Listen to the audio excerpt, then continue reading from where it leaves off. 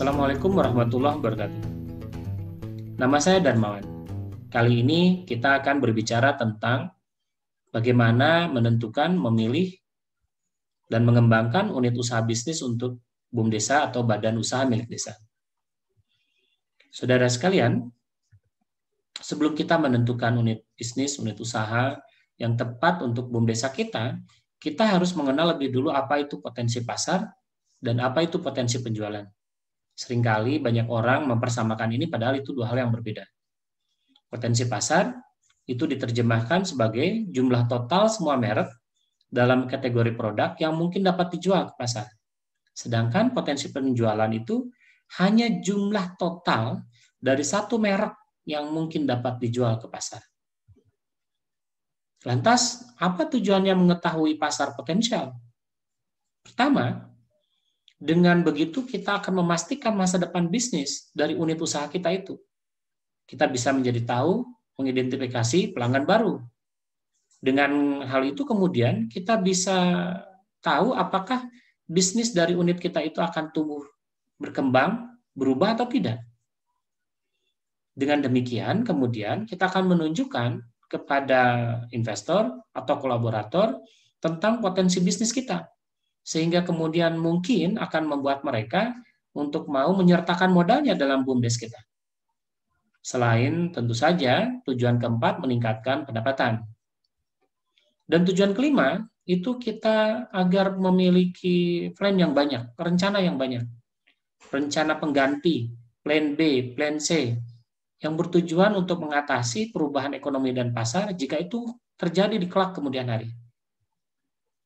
Nah, siapa yang melakukan itu? Siapa yang melakukan riset terhadap potensi pasar, terhadap potensi penjualan? Nah, musyawarah desa bisa menunjuk tim survei unit usaha atau tim pengkaji unit usaha. Ini tentu saja tergantung apakah BUM Desa sudah berdiri atau tidak. Jika BUM Desa belum berdiri, biasanya musyawarah desa yang menentukan. Tetapi kelak ketika BUM Desa sudah berdiri, sebetulnya cukup dengan melibatkan pengelola operasional, penasihat, pengawas, jika tidak perlu sekali untuk melibatkan musyawarah desa untuk mengangkat tim survei unit usaha atau tim pengkaji unit usaha. Musyawarah desa sendiri usahakan harus melibatkan begitu banyak orang yang merepresentasikan golongannya masing-masing. Tetapi tentu saja yang harus ada adalah kepala desa, pengurus anggota BPD. Usahakan juga ada wakil-wakil dari tokoh masyarakat, baik itu tokoh adat maupun tokoh keagamaan atau tokoh-tokoh dalam bidang ekonomi. Tapi harus juga diusahakan ada keseimbangan gender di dalamnya. Lantas apa manfaat kajian kelayakan usaha? Buat apa kita melakukan riset terhadap kelayakan usaha? Buat apa kita membaca tentang potensi pasar, tentang potensi penjualan? Ada 5 manfaat. Pertama, kita akan memiliki keyakinan bahwa nanti unit usaha yang terpilih itu adalah unit usaha yang memiliki manfaat paling besar dibandingkan alternatif-alternatif yang lain. Kedua, tentu saja memperkecil resiko kegagalan usaha, mencegah kerugian yang timbul karena kita memilih unit usaha secara serampangan. Ketiga, tersedia data informasi tentang kelayakan usaha sehingga memudahkan penyusunan perencanaan. Ketika kita melakukan riset, tentu saja datanya akan menjadi lebih banyak, sehingga ketika kita diminta untuk menyusun rencana tentang unit bisnis yang kita pilih itu, kita menjadi memiliki pemahaman data yang lebih luas. Keempat, meningkatkan kemampuan dan keterampilan warga. Jadi, ini juga menjadi jalan bagi warga untuk paham bahwa memilih bisnis itu bukan dipilih berdasarkan intuisi semata, tetapi harus dihitung dengan cermat, keuntungan, kerugian, berbagai kemungkinan yang mungkin timbul. Kelima, tersedia informasi tentang prospek usaha yang dapat menarik warga dan pihak lain untuk mendukung pengembangan usaha. Ini yang tadi saya maksud sebagai siapa tahu mereka berminat untuk menyertakan modalnya di BUM Desa kita. Nah, kemudian apa langkah dalam melaksanakan kajian kelayakan usaha? Pertama, tentu saja, tadi sudah saya katakan harus dibentuk tim penyusun kelayakan usaha. Tim kajian, tim riset, tim survei, apapun istilahnya. Tujuannya apa kemudian? Mereka harus melakukan identifikasi potensi desa. identifikasi masalah dan kebutuhan. Dari kedua hal itu kemudian dipilihlah skala prioritas. Mana potensi desa yang akan menyelesaikan masalah desa lebih banyak.